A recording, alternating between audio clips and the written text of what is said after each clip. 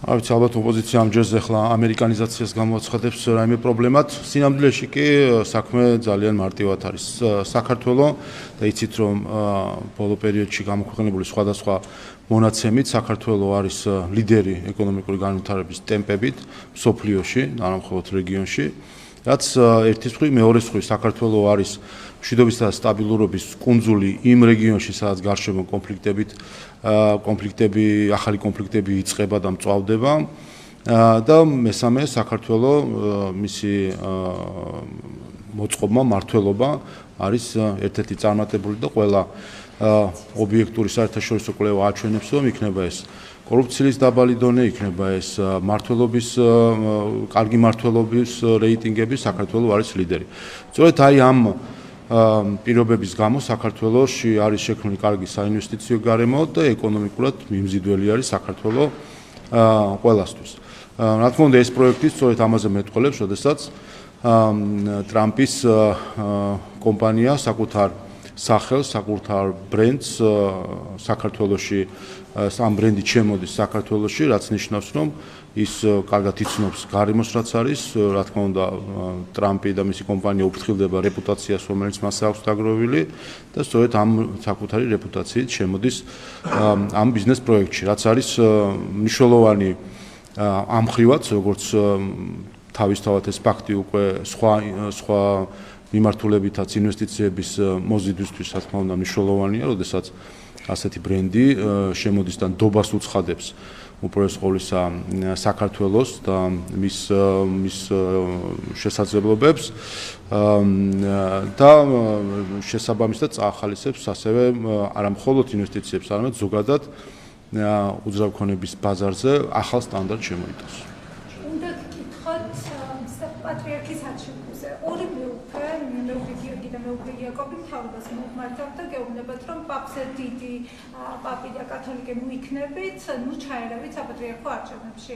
ამბობენ, რომ ცდუნება შეიძლება გქონდეთ, მაგრამ არ ჩაერიოთ და შეიძლება გქონდეთ სიმპათია კონკრეტული კანდიდატის მიმართ, თუმცა არც პირდაპირ და არც ირიბად არ უნდა გქონდეთ მცდელობა ჩარევის. რატომ დასჭირდათ ქადაგების დროს თქმა მეუღლეებს ხელისუფლების მიმართ, რომ თავი შეიკავოთ ჩარევებისგან? სრულად ვიზიარებ, მეუფე იაკობის მეუფე გიორგის თუ არ ვცდები, მეორე მისი განცხადება იყო, მათ სულისკვეთებას რომ ჩარევა არ უნდა მოხდეს, არის სრულად წმინდა სინოდის კომპეტენცია, პატრიარქის არჩევა, შესაბამისად ჩვენი განწყობაც, სურვილიც და მოწოდებაც სწორედ ეს არის, რომ არავინ არ უნდა ჩაერიოს ამ პროცესში.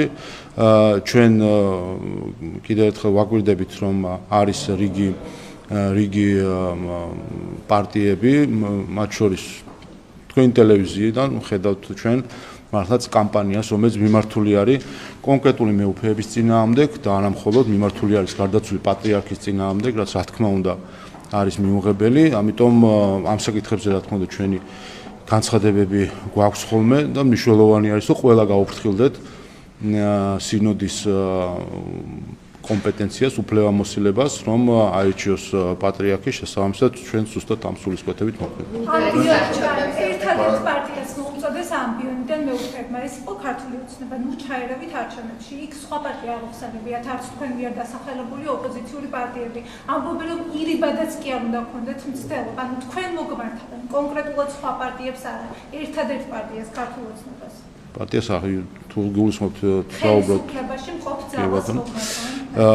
კიდევ ერთხელ სრულად ვიზიარებ ამ სულისკვეთებას, რომ არავინ უნდა ჩაერიოს. ასეთი გამსჭვალული ხართ და ეთანხმებით, რატომ დასჭირდა მეუფეებს ორსთან ქადაგების დროს თქვენთვის მომკითხვა?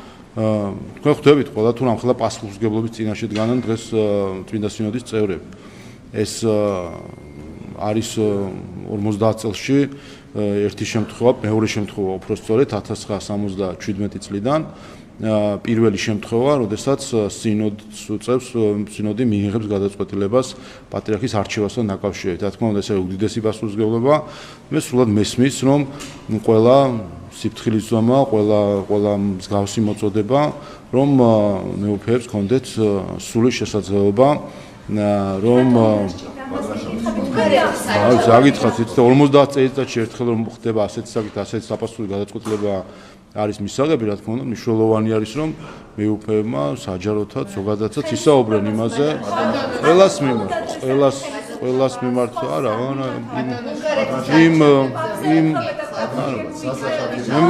მე მგონი სხვა სიგულისხმებოდა კონკრეტულად დაასახელა კიდევაც სხვას დაასახელა სულად ვიზიარებ კიდევ ერთხელ სულად ვიზიარებ მეუფეების არ უნდა ჩაერიოს არავინ არ უნდა ჩაერიოს არა ეს არავის არ უთქვას რომ ხედავენ არის რომ არავინ არ უნდა ჩაერიოს და ეს მნიშვნელოვანია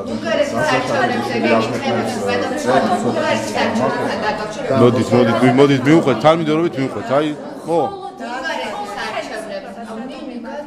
არ მგონია რომ მარტო ხელისუფლება ყველას მიმართავენ რომ არავინ არ უნდა ჩაერიოს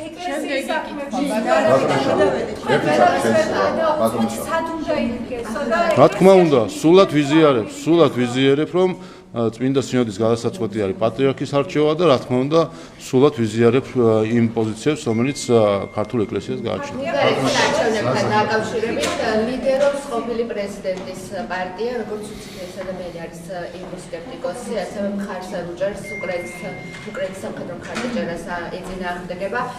ჩვენ ვნახეთ ბულგარეთს რა მოუტანა მრავალპარტიულობამ და როგორც თავად ამბობენ მოსახლეობა ეს იყო ევრობიუროკრატების მხრიდან თავს მოხვეული თქვენ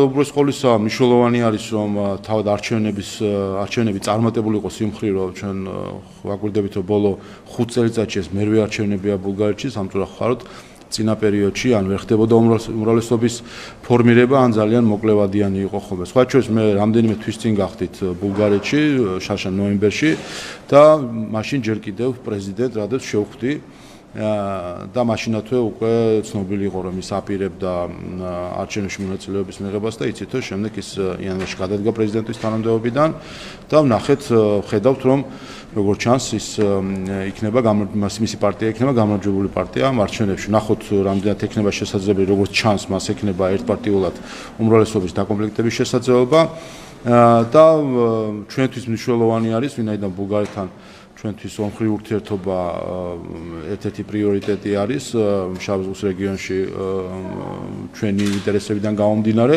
მნიშვნელოვანი არის რომ ჩამოყალიბდეს სტაბილური უმრავლესობის მქონე მთავრობა და იმედია რომ ასეც მოხდება რაც შეეხება მის პოზიციებს ეს ხო ნაცადი ხერხი არის ხა ეს კინო ნანახი გვაქვს ვინც ერთ რამეში მაინც არ ეთანხმება ბრიუსელს ყველა ირაცხება პრორუსად ასე შერაცხეს ტრამპიც პრორუსი არის, სხვა შორის დიდად არ განსხვავდება მისი და ტრამპის პოზიციები, რამდენადაც მე ვხვდები. ასე შერაცხეს ტრამპი პრორუსად, ასე შერაცხეს ქართული ოცნება პრორუსად. ყველა ვინცაც საკუთარი თავი აბია მხრებზე და კრიტიკულ რაიმეს იტყვის ხოლმე ბრიუსელზე, ან არ ეთანხმება რაიმე საკითხში, კრიტიკის გარეშეც უბრალოდ არ ეთანხმება რაღაცაში, ყველა შეერაცხება პრორუსად. ეს არის ჩვეულებრივი პროპაგანდისტული ხალხი სპეცსამსახურების მიერ შემუშავებული, როდესაც უნდა მოხდეს, ასე ვთქვათ, ცალკე როცა ვცდილობენ პოლიტიკური ოპონენტების წინააღმდეგ იმუშავა.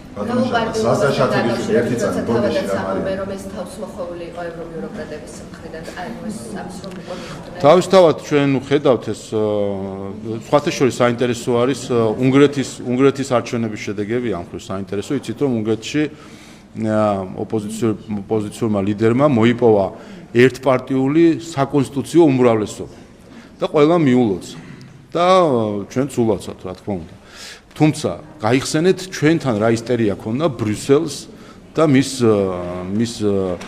მის დაქირავებულ ჯგუფებს რომ თითქოს კოალიციური მთავრობის გარეშე არ არსებობს ეს უნდა იყოს მიზანი თითქოს კონსტიტუციური უმრავლესობა არის რაღაცა არ ვიცი არადემოკრატიული და თითქოს ერთ პარტიას თუ აქვს უმრავლესობა ეს არის არადემოკრატიული და კარგად მიულოცეს უნგრეთის ოპოზიციას ერთპარტიული კონსტიტუციური უმრავლესობის მოპოვება აქედან გამომდინარე შეგვიძლია რომ ეს თავის გადაუფურცლოთ ჩვენი ქვეყნის დემოკრატიულ განვითარებაში სხვების მავნე ხელების ფათურითო ჩვენ გვარწმუნებდნენ თითქოს ერთპარტიული უმრავლესობა კონსტიტუციური უმრავლესობა რაღაცა ცუდი და ანტიდემოკრატიული არის. დაადასტურა თავად ბრიუსელმა, რომ თავარი არის ხალხი როგორ აირჩევს და ხალხის არჩევანი თუ არის ასეთი, ყველამ უნდა მიიღოს. ამიტომ კიდევ ერთხელ დამარცხდა ბრიუსელი ამ თავისი ნაბიჯითაც დამარცხდა ქართველებთან იმით, რომ ის, რასაც ჩვენ გვიმტკიცებდნენ, რომ კონსტიტუციურად ცუდია ერთი პარტიის უმრავლესობის ქონა არის ცუდი, ეს ყველაფერი მამლის ყივილამდე უარყოფს. ზაზა შათელიშვილი არქივს წერს ამბობს, რომ რამდენი მარგინალური ეპიზოდები ოპოზიციური პარტიაც არ უნდა იყოს საქართველოში, დიპსტეიტიან გლობალური ომის პარტია მაინც არ გადაუხდებს თავისი დღის წესრიგსო და რომ ხელისუფლება შეცვალოს და თავისი მარიონეტი დასვას. ამის ნათელი მაგალითი არის უნგრეთი, სადაც ვიქტორ ორბანი დონალდ ტრამპის გამოყენებით დამარცხდა. სწორედ ამიტომ ახლა აუცილებელია ხალხის მეტად ინფორმირება ამის შესახებ. თავისთავად წესებზე დაფუძნებული საერთაშორისო წესრიგის ღოვევა იმასაც აჩვენებს, რომ ის ფარსი, რასაც ჩვენ ვეთამაშებოდნენ თითქოს აინტერესებთ რაღაც მრავალპარტიულობა, აინტერესებთ პლურალიზმი, ეს ყველაფერი არის ფარსი, ყველაფერი არის მხოლოდ საბაბი, ინსტრუმენტები იმისთვის, რომ ამა თუ იმ ქვეყანაზე ზეწოლა მოახდინონ. ასე რომ კიდევ ერთხელ თავარი რაც ახლა ჩანს არის ის, რომ ახალი გლობალური წესრიგის ჩამოყალიბების პროცესში ამ ძალებს აინტერესებთ მარიონეტული ხელისუფლებების ყველა სხვადასხვა ქვეყანაში. ეს არის დღეს მთავარი ამოცანა, რასაც ვხედავთ, რომ დაიმორჩილონ ქვეყნები. ეს როგორც იკვეთება, რომ ახალი გლობალური წესრიგისთვის სწორედ ამას ცდილობს დღეს ის გლობალური ომის პარტია, რომელიც ვხედავთ, რომ არისვენებს სხვადასხვა ქვეყანაში. და ამასთან დაკავშირებით სხვა შორის ამ მხრივ მინდა ერთი საკითხი ამასთან დაკავშირებით მინდა რომ ასევე ვაცნობო საზოგადოებას. თქვენ იცით რომ მას შემდეგ რაც 2 მარტს თუ არ ვცდები, 2026 წლის 2 მარტს რადიკალურმა ოპოზიციურ პარტიებმა ხელი მოაწერეს დეკლარაციას და შეგნოს ეგრეთ წოდებული ალიანსი, სადაც მათ განაცხადეს, რომ ეკნებათ საერთო სტრატეგიული მიზნები, გაიზიარეს საერთო მიზნები და მათ შორის თქვეს, რომ ისინი იმუშავებენ იმისთვის, რომ მათი მიზანი არის კონსტიტუციის არაღიარება, კონსტიტუციური ინსტიტუტების არაღიარება, არჩევნებისთვის ძირის გამოცხადა ზოგადად დემოკრატიული პროცესების დემოკრატიის არაღიარება. ჩვენ ვთქვით, რომ რა თქმა უნდა ეს და მათ შორის გაერთიანდნენ ისინი, ვინც იყვნენ ორგანიზატორები ამ ალიანსში არიან, მათ შორის 4 ოქტომბრის ხელისუფლების დამხობის ორგანიზატორები. ჩვენ თქვით, რომ ეს იქნებოდა საფუძველი იმისთვის, რომ ჩვენი კონსტიტუციური სარჩელისთვის, რომელიც საკონსტიტუციო სასამართლოში შეტანილი, გადაგვეხედა. გამომდინარე იქიდან, რომ ახლა გვაქვს უკვე ასე ვთქვათ ამ დეკლარაციით გაერთიანება, რომელიც იზიარებს სწორედ ამ მიზნებს, რომელიც იყო საფუძველი კონსტიტუციური სარჩელისა. ამიტომ ჩვენ დღეს მიმართავთ საკონსტიტუციო სასამართლოს ახალი კონსტიტუციური სარჩელით. ამავე დროს გამოვითხოვთ ძველ კონსტიტუციურ სარჩელს, რომელიც არაკონსტიტუციური პარტიების აკრძალვის მოთხოვნით ჰქონდა შეტანილი და მიმართავთ ახალი დაკორექტირებული კონსტიტუციური სარჩელით, რომელშიც ჩვენ გავზდით პარტიების რაოდენობას, კერძოდ თუ კი ჩამონათვალს, კერძოდ თუ კი თავდაპირველ კონსტიტუციურ სარჩელში ეს იყო 3 პარტია, ნაციონალური მოძრაობა, კოალიცია ცვლილებისთვის და ლელო. ახალ კონსტიტუციურ სარჩელში ამ 3 პარტიასთან ერთად იქნება ფედერალისტური პარტია. საფუძველზე მოგახსენეთ 2 მარტს ხელმოწერილი დეკლარაციით რამდენიმე პარტიამ გაიზიარა ის სტრატეგიული ამოცანები, რაც მათ აქვთ, გაერთიანდნენ 4 ოქტომბრის ხელისუფლების დამხობის ორგანიზატორებთან და ამითაც გაიზიარეს მათ კიდევ ერთხელ გაიზიარეს სტრატეგიული მიზნები, განაცხადეს მათი ამოცანა, რომ მოხდეს არჩევნების დელეგიტიმაცია, რომ მოხდეს კონსტიტუციური ორგანოების უფლებამოსილებების არაღიარება და ასე შემდეგ. აქედან გამომდინარე აქამდე არსებულ 3 პარტიას ჩვენ კონსტიტუციური სარჩელით ვამატებთ ფედერალისტურ პარტიას. რა თქმა უნდა ამ ალიანსში არიან სხვა პარტიები, თუმცა ისევე როგორც წინა შემთხვევაში ჩვენ ვთქვით, რომ ჩვენ ერთის მხრივ უყურებთ თუ რა არის მიზნები, რამდენად ანტიკონსტიტუციური მიზნები აქვს ამა თუ იმ პარტიას, მეორე მხრივ ასევე უყურებთ თუ რამდენად არსებითია მათი გავლენა პოლიტიკაზე. დღეს ამ ალიანსში ვიცით რომ ამ ალიანსის ლიდერები არიან მიხეილ სააკაშვილი, გიგა ბოკერია და ნიკა გვარამია. ეს არის სამი ნაციონალურ მოძრაობის კრიმინალური რეჟიმის სამი მაღალჩინოსანი, რომელიც დღეს ამ კვლავ გაერთიანებული ნაციონალური მოძრაობის ალიანსის სახით ცდილობს რომ ქვეყანა აქციოს მარიონეტულ სახელმწიფოს. ამიტომ კიდევ ერთხელ ჩვენთვის ჩვენ გვქონდა მსჯელობა კონსტიტუციურ საჩხელზე, შესაბამისად მეოთხე პარტია დაემატება ფედერალისტური პარტია გამომდინარე იქიდან, რომ იმ 2 მარტის დეკლარაციით კვლავ გაერთიანებული ნაციონალური მოძრაობის ალიანსის რეალური ლიდერები გახლავთ მიხეილ სააკაშვილი, გიგა ბოკერია, ნიკა გვარამია, ნაციონალური მოძრაობის რეჟიმის მაღალჩინოსნები. პარტიების აკრძალვაზე, როდესაც საუბრობთ, მინდა გითხოთ ცოტნე ივანიშვილის განცხადებებთან დაკავშირებით, როდესაც მას კითხვები დაუსვეს ძალადობის დაგმობაზე, ის საუბრობდა, რომ გმობს ამ ძალადობას, რაც იყო ქუჩებში და მათ შორის საუბარი იყო დებატებთან დაკავშირებით, რომ დებატები არ უნდა სრულდებოდეს ნაცის აკაცუკის ძახებით ერთმანეთის მიმართ. თქვენ ეთანხმებით თუ არა მის პოზიციებს და მაშინ როცა აპირებთ ოპოზიციური პარტიების აკრძალვას, საერთოდ როგორ წარმოგიდგენიათ ამ დებატებისთვის სივრცე, რაზეც ისაუბრა ცოტნე ივანიშვილი. სწორედ ამ მიზანს ემსახურება პარტიებთან დაკავშირებით საკონსტიტუციო სასამართლოს მიმართვა, ვინაიდან სწორედ ეს ლიდერები სააკაშვილი, ბოკერია, გვარამია, სხვები გახდნენ ისინი, ვინც სიძულვილის ენა, ზიზღის ენა აქცია პოლიტიკური დაპირისპირების თუ ასე ვთქვათ გარჩევის ტერმინებად. უყურეთ თუ ნებისმიერ მედიას მით უმეტეს არ გაგიჭირდებათ და თუ კი ჩაყვებით თუ როგორ დამკვირდა ქართულ მედიაში სიძულვილის ენა, თქვენ მიაგნებთ ამის პირველ წყაროს, ეს არის ნიკა გვარამია, რომელმაც ზიზღი აქცია ჟურნალისტურ სტანდარტად. თუ კი თქვენ დააკვირდებით, ვინ დაამკვიდრა ქართულ პოლიტიკაში სიძულვილის ენა, თქვენ მიაკლებთ მიხეილ სააკაშვილს, ბოკერია, ისევ გვარამიას მაშინ პოლიტიკაში, რომელმაც ეს პოლიტიკაში დაამკვიდრეს. რა თქმა უნდა, როდესაც პოლიტიკურ დებატებში ასე ვთქვათ უხეში და აგრესიული თავდასხმებია, რა თქმა უნდა, ჩვენც იძულებული ვართ უპასუხოთ.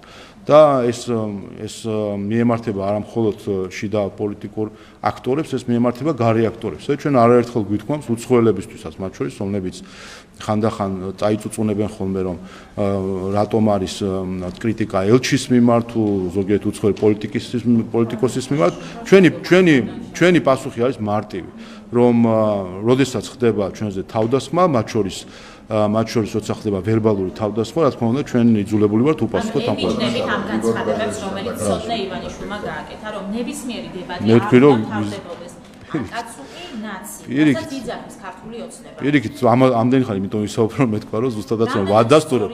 უყურეთ. ამდენი ხანი სწორედ ამის ახსნას ვცდილობდი მაგალითებით, რომ პირიქით ზუსტადაც რომ ვიზიარებ და მნიშვნელოვანი არის რომ წყარო ის ვინც დაამკვიდრა, ვინც ამის ნორმალიზებას ახდენს და დღესაც ამის ნორმალიზებას ახდენს, მათი ადგილი პოლიტიკურ დისკუსიაში არ უნდა იყოს.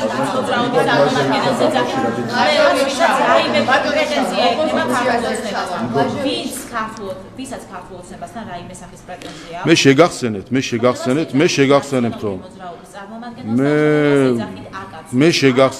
მე შეგახსენებთ რომ ფაშისტური შეძახილი მონა დაამკვიდრა სწორედ ნაციონალურ მოძრაობამ, უცხოეთიდან დაფინანსებულმა NGO-ებმა და დაამკვიდრა ზოგიერთმა ელჩმა, რომელმაც გვერდში დაიყენა ფაშისტები სურათებში და ამბობდა, რომ ეს გახლავთ საქართველოს მომავალიო ადამიანები, რომლებიც ფაშისტური შეძახილებით დადიან თბილისის ქუჩებში.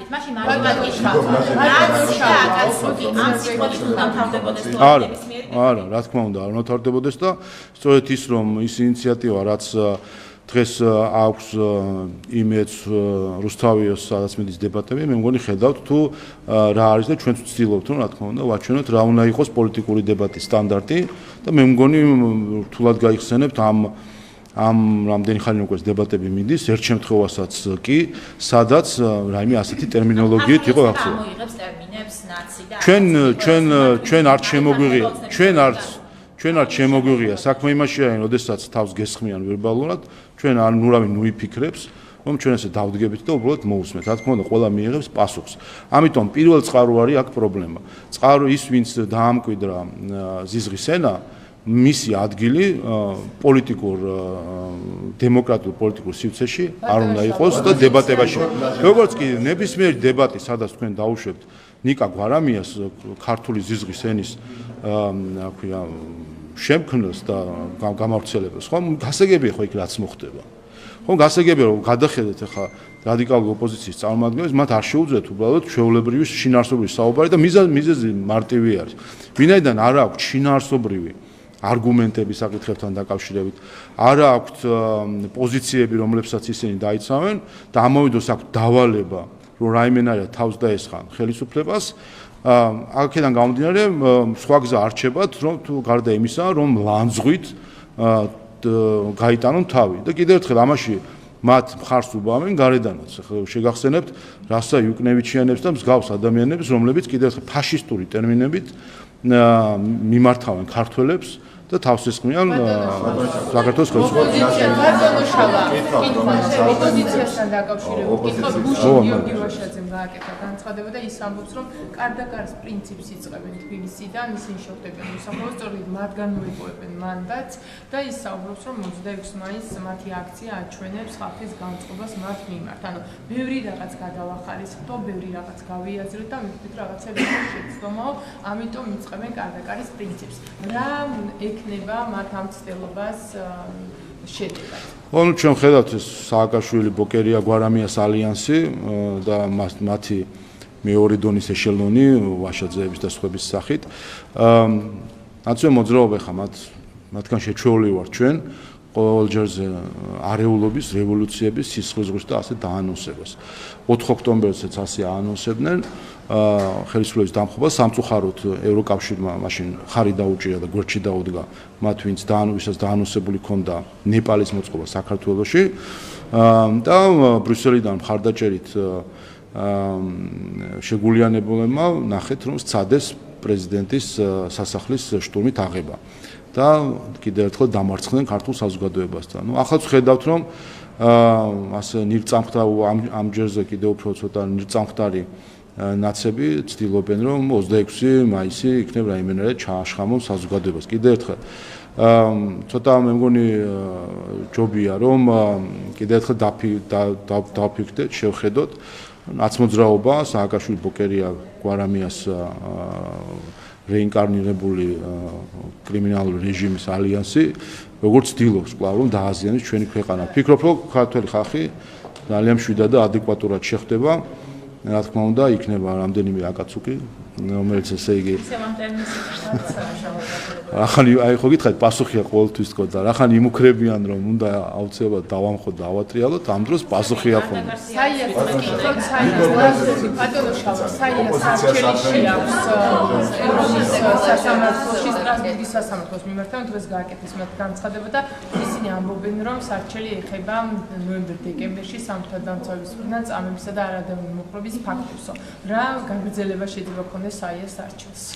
მიმართონეს მათი უფლება არის ჩვენ რამდენიმე ასეთი გულში ჯიღისცემით სარჩელის მიმართვა ვნახეთ, ყველგან დამარცხდნენ საქართველოს სახელმწიფოსთან ისინი, ვინც უცხოელების ზურგით ცდილობდნენ სააკაშვილის საქმეზე, მელიას საქმეზე, გვარამიას საქმეზე, რუსთავიორის საქმეზე, სხვა მილიონ საქმეზე იმის თქმას თითქოს საქართველოს სახელმწიფო იქცეოდა რაიმე სახით კონვენციის მიღმა და ყველგან დამარცხდნენ. უბრალოდ იმდენი ქართველობაც არ ყოფნით მე ამ ხალხს ბოდიში მოიხადონ იმისთვის რომ საქართველოს ცილს წამებდნენ. ასე რომ მიმართონ კი ბატონო მეორე საკითხი რაც საინტერესო არის ალბათ ახლა საიამ ახლა კი უნდა განაცხადოს რომ იცით რომ 5 მარტს იყო ბოლოვა და მიმდინარე გრანტებთან დაკავშირებით რომ მიემართა დონორებს სახელმწიფოსთვის გრანტებზე თანხმობის მისაცემად 5 აპრილს ბოდიში და 5 მაისს 5 აპრილს უნდა მიემართა და ჩემთვის საინტერესოა მიმართა თუ არა საიას დონორმა ხელისუფლებას და საინტერესოა საიდან ფინანსდება ამ შემთხვევაში, იმიტომ რომ თუ არ მიმართა და ეს უცხოური დაფინანსებით ხდება კვლავ საქართველოზე თავდასხმის ორგანიზება, აქ რა თქმა უნდა საინტერესო იქნება ჩავიხედოთ რასთან გვაქვს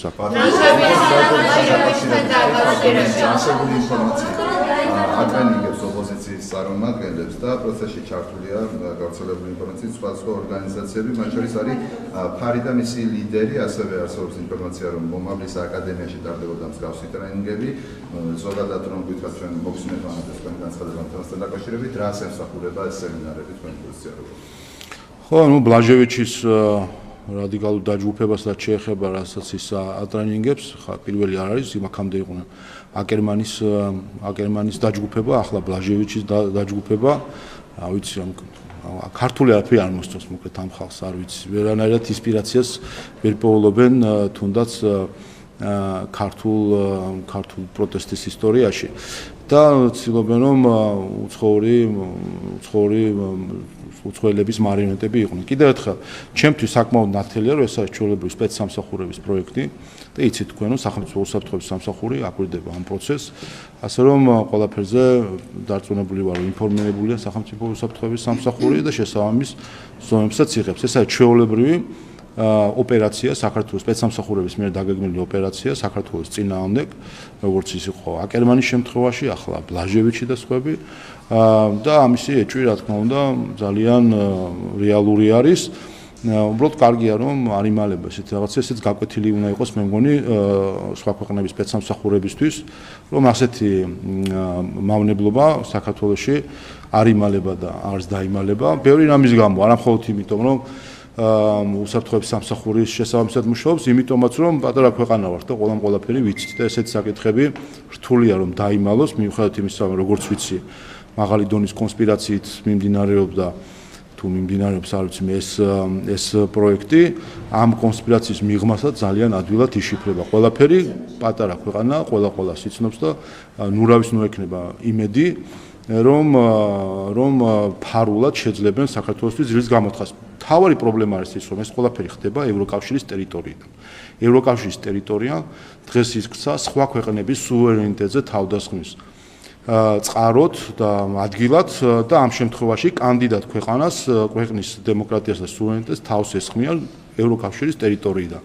მაგრამ რაღაცა უნდა ვისაუბროთ ჩვენ და გასაგებია რომ ის ნდობა რომელიც ჩამოშალა თავად ბრიუსელმა ქართული ხალხის თვალში საკუთარი თავის მიმართ ამ ნდობას წლები დაჭირდება რომ აღადგინონ ეს დროება მით უმეტეს როდესაც ხედავთ და ამ ბლაჟევიჩსაც კიდევ ერთხელ ვიტყვი ღია წყაროებიდანაც რაც ჩანს პრაღის ცენტრი რაც არის ფინანსდება ევროკომისიის ფულით ასე შეგვიძლია პირდაპირ თქვა რომ ევროკომისიისგან დაფინანსებული ადამიანის მეშვეობით ხდება თავდასხმა საქართველოს სუვერენიტეტსა და დემოკრატიას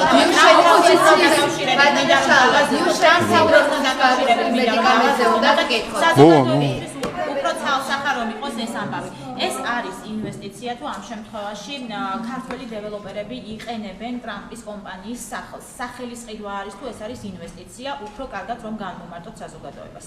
რა თქმა უნდა, ინვესტიცია შეიძლება იყოს არა მხოლოდ ფინანსური ხასიათის, არამედ შეიძლება იყოს საკუთარი სახელით ინვესტიცია, როდესაც და რა თქმა უნდა, საკუთარი რეპუტაციით, საკუთარი ბრენდით, სახელით შედიხარ იქ, სადაც გაქვს ნდობა, მისთან მიმართაც გაქვს. არ ვიცი მე არ ვიცი აქ რა შეთანხმება არის, მთავარი მნიშვნელოვანი მომენტი აქ არის, ვფიქრობ, რომ ეს არის ტრამპის ორგანიზაცია, რომელიც საკუთარი რეპუტაციით და ბრენდით შემოდის. არ ვიცი ხა წადით რა შეეხება კომერციულ შინაარსს რაც შეეხება ამაზე არანაირი ინფორმაცია არ მაქვს ხა რა ვიცი კითხეთ უყურეთ შერატონი, რედისონი, ასე შემდეგ სხვადასხვა კომპანიები შემოდის ხა არ ვიცით იქ როგორი მოლაპარაკებით შემოდიან ხოლმე რა არის მათი ბრენდის ნაწილი, რა არის მათი ინვესტიცია არაფერი მნიშვნელოვანი არის რომ ტრამპი საკუთარი ბრენდით შემოდის საქართველოში, რაც აჩვენებს რომ ეს არის უცხადებს ამით ნდობას, ეს არის გეწყინათ რა მე ამერიკანიზაცია არ გვაქვს თუ რა ხდება ძალიან გწყინთ რაღაც. უყურეთ ხო მარტივი საკითხია ხო უყურეთ როდესაც შედიხარ შენი ბრენდით სხვა ქვეყანაში ნიშნავს რომ ამით უცხადებენ ნდობას ბიზნეს გარემოს ბიზნეს პარტნიორებს და სახელმწიფოს, რომელსაც ანდობ შენს პროექტს. არ თქვენ კომერციული შეთანხმების დეტალები ან თქვენ რა იცით, ან მე რატო უნდა ვიცოდე, ჩვენთვის მნიშვნელოვანი არის, რომ განხორციელდება მნიშვნელოვანი პროექტი, იცით რომ იქნება პირველი ამ მასშტაბით გამორჩეული და იქნება რაც მთავარია მნიშვნელოვანი ბრენდი შემოდის საქართველოში, რაც გულისხმობს არა მხოლოდ სახელს, არამედ გულისხმობს სტანდარტს და სტანდარტს, რომელსაც არ ვიცი ხა მე ამ დეტალებს იყო საუბარი 47 სართულიანი შენობების აშენებასთან დაკავშირებით. მაშინ ჩვენ გვახსოვს რა იყო ბიძინა ივანიშვილის განცხადება, რომ ეს არის ტრიუკი ტრამპის მხრიდან, მიხეილ სააკაშვილის მხრიდან სკეპტიკურად უყურებდა ამ ყველაფერს. ახლა რა შეიცვალა? ახლა მისი განცხადება იყო და თქვენ ნახეთ ეს ძველი განცხადება იყო კიდევაც ამ დღეებში სოციალში. საუბრობდა რომ არ იცნობს ამ პროექტის დეტალებს და გაერკვეოდა ამ პროექტის დეტალებს. შემდეგ ნახეთ რომ თავად ტრამპი გავიდა პროექტიდან. ტრიუქი ამ ყველაფერს, რა ვიცი, გამოგონილი პროექტი რაღაცა ეხლა არა, ის საუბრობდა რომ არ იცნობს ამ პროექტის შინაარს. უბრალოდ გამომდინარე იქიდან რომ მიხეილ სააკაშვილის როგორც ქცევაც ჰქონდა, გამორიცხული არ იყო, აქ პოლიტიკური мотиваციები ყოფილიყო მიხეილ სააკაშვილის მხრიდან. და კიდევ ერთხელ თავად მაშინ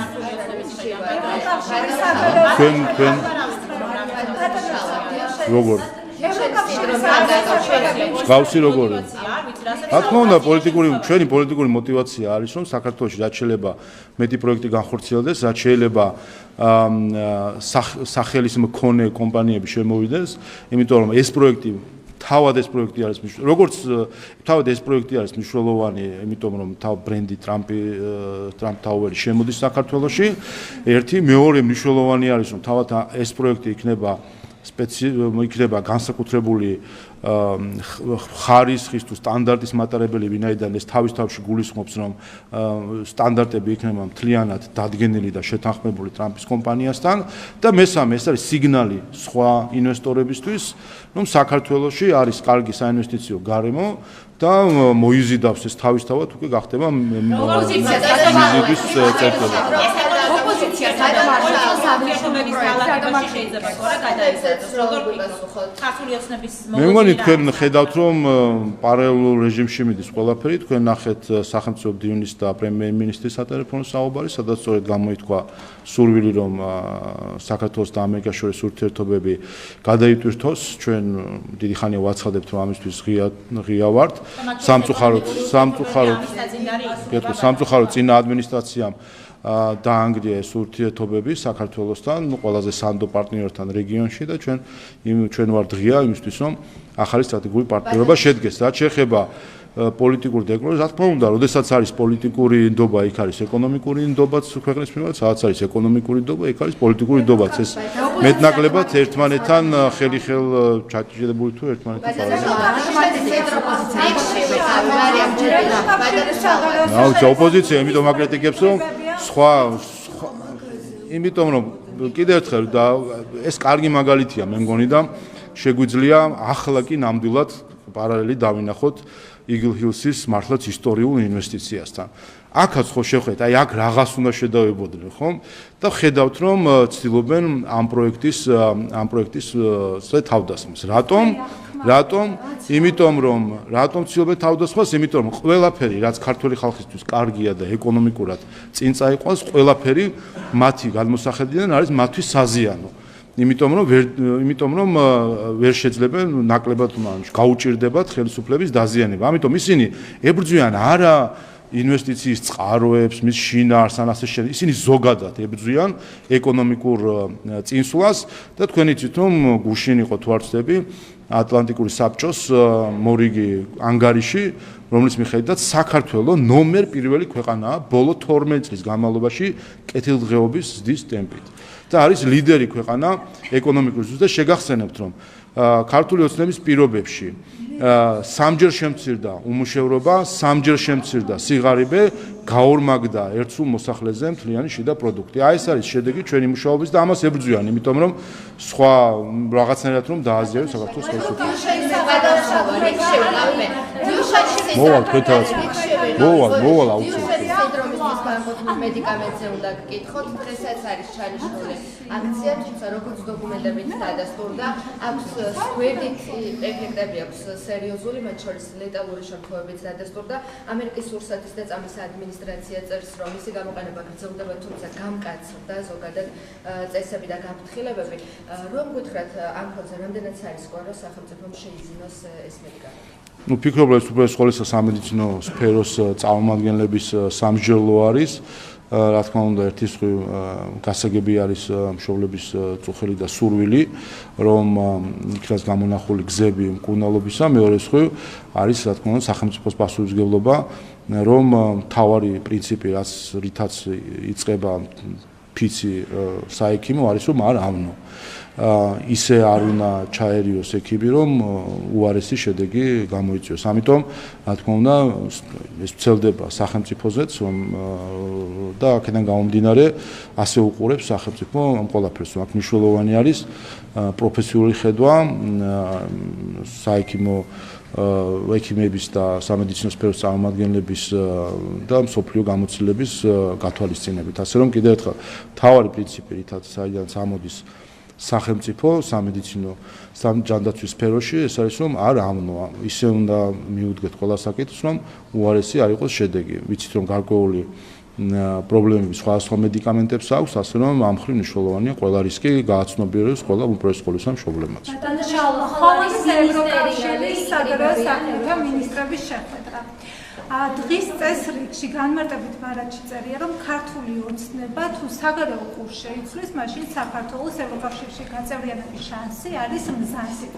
ამ შემთხვევაში უნგრეთში მაგალითად ორბანი აღარ არის. მოსალოდნელი არის თუ არა თქვენი მხრიდან და რასელით უფრო გამკაცრებულ სანქციებს თუ მაგალითად თქვენი გეგმა ბერა იქნება, შეასრულებთ რეკომენდაციებს, რაც ევროკავშირისგან გესმით, თუ მაგალითად საქართველოს შანსს დააკარგვინებთ ერთი მხრივ უვიზოს, მეორე მხრივ ევროკავშირში გაწევრიანებაზე. ხო, არ ვიცი, რამდენად არის თემის სათაური, ასე რომ თუ საქართველოს ხელისუფლება საგარეო, კი ბატონო, მაშინ დაგიჯერებთ და უფრო მიადვილდება ამაზე პასუხი.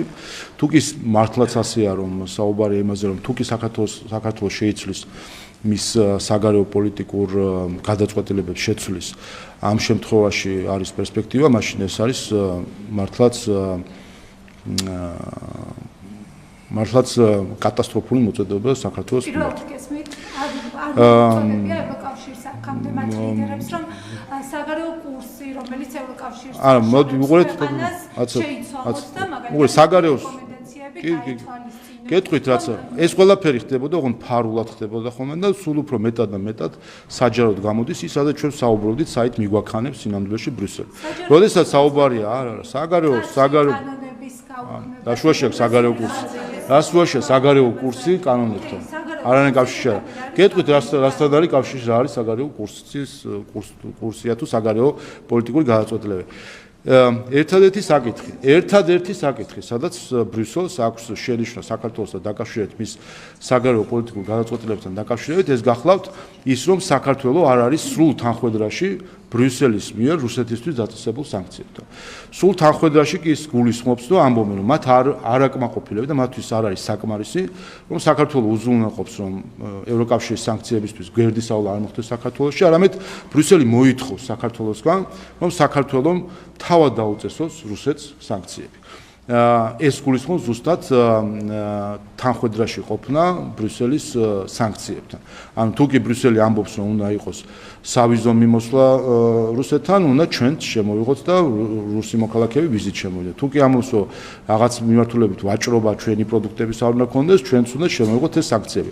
ეს არის ერთადერთი საკითხი ჩვენს საგარეო პოლიტიკურ ქმედებებში, სადაც ბრიუსელი ფარულად რაღაც ნახევარს წინადადებები თუ სიტყვებით ჩვენ გვაკრიტიკებდა, რომ ჩვენ არ ვართ სრულ თანხმედრაში სანქციების პოლიტიკასთან, რაც ნიშნავს, რომ ჩვენ არ ვაწესებთ ორმხრივ სანქციებს რუსეთის წინააღმდეგ. ეს არის რეალურად რასაც ითხოვენ. თუკი ახლა აპირებენ იმის განხილვას, რომ თუკი პოზიცია აღმოჩნდა, რომ ეს არის, რომ თუკი ჩვენ დაუწესებთ სანქციებს რუსეთს, მაშინ ევროკავშირში ჩვენი სულა მათი გადმოსახედიდან უფრო აქტიური გახდება. ეს არამედ დემოკრატიის დაბრუნება, ადამიანის უფლებების არა ეს არ არის საგარეო პოლიტიკური კურსი. არა საგარეო პოლიტიკა ეს არ არის. არა ეს საშინაო პოლიტიკაა. საგარეო პოლიტიკა გულისხმობს რომ რუსეთთან მიმართებით რა პოლიტიკა გვაქვს. ეს არ არის კურსი, ეს არ არის კურსი, ეს არის საგარეო პოლიტიკა, საშინაო პოლიტიკას და საგარეო პოლიტიკაში იგულისხმება ამ შემთხვევაში და ამ კონტექსტში და ამ ისტორიულ მოცემულობაში რუსეთთან დაკავშირებით რა პოლიტიკა აქვს საქართველოს. საქართველოს აქვს იგივე პოლიტიკა, რასაც ჩვენ გვაიძულებდნენ 2008 წლიდან მოყოლებით, ეს არის სტრატეგიული მოთმინების სტრატეგიული მოთმინების პოლიტიკა და რაცაც ახლა ბრიუსელი ითხოვს საქართველოსთან ეს არის რომ დაუწესოთ ორმხრივი სანქციები კიდევ ერთხელ საგარეო პოლიტიკურ მიმართულებებთან თანხwebdriver და ბოლო ანგარიშიც უწერიათ ეს ყველაფერი თქვენ გონიათ ეს უბრალოდ ეს წერენ როცა კითხავთ ეთქვენ არა რა თქმა უნდა არ ვითხოვთო პირდაპირ არ გეუბნებიან და მე შემდეგ ასე გიტრიალებენ რომ სრული თანხwebdriver უნდა კონდეს აი მაგალითად ვიღაცას აქვს სრული თანხwebdriver როგორ აქვს თანხwebdriver იმიტომ რომ დააწესა სანქციები ჩვენც გეუბნებიან დააწესა სანქციები და შეგახსენებთ როდესაც ბრიუსელი მოითხოვს ჩვენგან სანქციების დაწესებას რუსეთისთვის და მათთვისაც არაერთხელ გვითხოვს რომ ამს თუ გამოიწვევს ეკონომიკურ კრიზისს ჩვენ ფულს მოგცემთ დაგვეხმარებით გვაძლევთ ამის პირობას არა ამის პირობას არ გაძლევთ თუ კი ამან გამოიწვია კონფრონტაციის და გამოიწვია პირდაპირ სამხედრო დაპირისპირება რუსეთთან თქვენ აი ესტონეთი ლიტვა გერმანია თუ საფრანგეთი ჩამოხვალ და იომებთ ჩვენთან ერთად არა არ ვიომებთ არც უკრაინელებთან ომობდნენ და არც ჩვენთან ასე რომ ეს არის სინამდვილეში აღმოჩნდა თქვენ რასაც ამობთ ეს თუ სიმართლეა და ეს თუ არის მათი განცხადება რომ საქართველოს თუ საგარეო პოლიტიკასთან დაკავშირებით ხო თუ ეს პირდაპირ წერია ეს ნიშნავს რომ უნდათ რომ შეგვიყვანონ ესკალაციაში რუსეთთან რაც ბოლოსში ნიშნავს ომს ასე რომ ეს არის პრობლემა თქვენ ამბობთ მაგალითად ბოლო 2 დღის წინანდელ განცხადება საბჭოთა კავშირს ადვილებთ ევროკავშირს ანუ ეს რამდენად სწორი დიალოგის ფორმაა თან თქვენი კოლეგები 2 დღის წინ მაგალითად როდესაც იღებდნენ შეხვედრებს მართავდნენ პოლონეთის, გერმანიის და საფრანგეთის საგარეო საქმეთა სამინისტროების წარმომადგენლებთან ამბობენ რომ დიალოგია მნიშვნელოვანი თქვენ გამოდიხართ და ამბობთ რომ საბჭოთა კავშირი ეს ფორმა აქვს ევროკავშირს მიღებული აი თან სწორთ დიალოგს თან ამით ესაუბრებით თან ხვედრა მარტივია წეგან რაც ახსენი ეს არის რომ როდესაც ხდება ჩვენზე თავდასხმა ჩვენ პასუხობთ როდესაც გვეძახიან პრორუსულს კრემლის პოლიტიკის გამტარებას და ასე შემდეგ რა თქმა უნდა ყველა მიიღებს ამაზე პასუხს თუმცა ისინი რომ გამოგონილ ბრალდებებს გვიყენებენ ჩვენ არგუმენტირებულ პასუხს გავცემთ ასე რომ ეს არაერთხელ გვაქვს და მაგალითადაც მოიყვანეს სხვა ჩვენს ამ შეხვედრებზე სამეულთან რომელიც პარლამენტში იყო მათ შორის მაგალითიც მოუყვანეთ და არაერთხელ უსაუბრია ამაზე პრემიერ-მინისტრომ როდესაც ერთხელ ევროკავშირის ელჩმა ერთ-ერთმა დაიჩიულა რომ აი ხდება რიტორიკული რაღაც თავდასხმები ევროპელ პოლიტიკოსებზე მაშინ შესთავაზა რომ აი მოდით ჩვენ გავჩერდებით და აუხსნა ის რომ ეს ყოველთვის არის პასუხი და შესთავაზა ასეთი რაღაცა რომ ჩვენ პოლიტიკური გუნდი გავჩერდებით საერთოდ ხმას არ ამოვიღებთ ევროპარლამენტარებს და აი შეხედეთ ვინ დაიწყებს მართლაც გავჩერდით და მართლაც გამოვიდა შემდეგ არა გაგრძელდა რაღაც პერიოდი რამდენი კვირის ამბავი იყო და პირველი თავდასხმა წამოვიდა იქიდან შემდეგ ჯერზე იგივე როგორც სულცხა რომ აი ხო ნახე რა ხდება ეს ყველაფერი ასე რომ კიდე ერთხელ აქ თუ ვინმეს გონია რომ ჩვენ ვიქნებით რაღაც შეუძლია მოვიდეს და ჩვენ უბრალოდ ესე იგი გვირტყას და ჩვენ გავჩუმდებით მაშინ ჩვენი ქვეყნის ისტორია არ ცოდნიათ მათ შორის საბჭოთა კავშირში საქართველოს სოციალისტური რესპუბლიკად რო ვიყავით ის ისტორია არ ცოდნიათ ჩვენ მოსკოვს არ უჩუმდებოდით და ახლა ნაულიში ჩვენ 1978 წლის მოვლენები როდესაც დედაენის დაკავშირებით მაშინ როდესაც ყველა რესპუბლიკა აბსოლუტურად ყველა რესპუბლიკამ საკუთარ კონსტიტუციაში ჩაწერა რომ საკუთარი ასე ვთქვათ მშობლიური ენა არის სხვა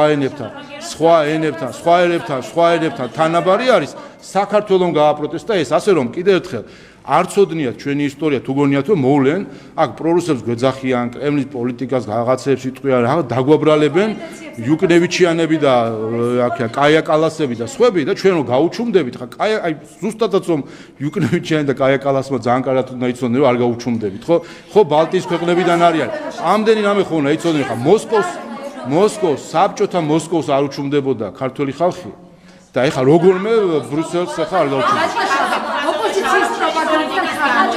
ნებიერიძის განცხადება შეიძლება ხალხო ერთად ამას მევინეთ ოპოზიციის მხარდამჭერდა პროპაგანდის დავით ნებიერიძეზე მინდა კითხოთ მოკლედ ქართულ სპორტსმენებს აბა რომ მოსალოდნელს რეკომენდაციების შესრულებას გთხოვთ ევროკავშირი რომელი რეკომენდაცია? ხვალ სწორედ საგარეო საქმეთა რომელი მინისტრები შესრულდება თუ არა კი ბატონო.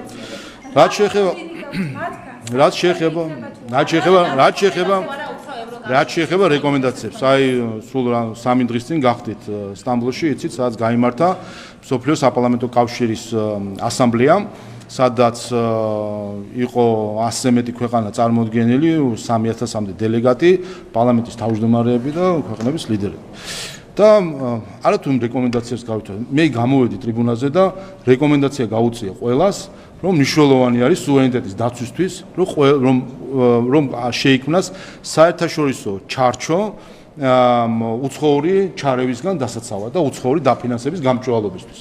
დღეს ეს არის მაგალითები არის ბევრი, ეს გახლავთ ფარა, საფრანგეთი, ბრიტანეთი, ევროკავშირი, თავად ევროკავშირის ეგრეთ წოდებული დემოკრატიული ფარი, რომელიც სწორედ უცხოური გავლენისგან დაცვას ეწევა, ასე რომ იქით გაუწევთ რეკომენდაციას, თუ ვინმეს დასჭირდება, როგორ უნდა დაიცვან თავი გარეთ ჩარევისგან. სხვა შორის ჩვენ ვაგვირდებით ამის წარმატებულ მაგალითს საქართველოს შემთხვევაში, როდესაც ზუსტადაც ჩვენი კანონმდებლობის შედეგად ჩვენ ხედავთ, რომ ის მავნე ჩარევი პოლიტიკაში უცხოურმა ფულმა ჩვენ შედეგებს ხედავთ, პოლიტიკაში უცხოურმა ფულმა დაიკლო.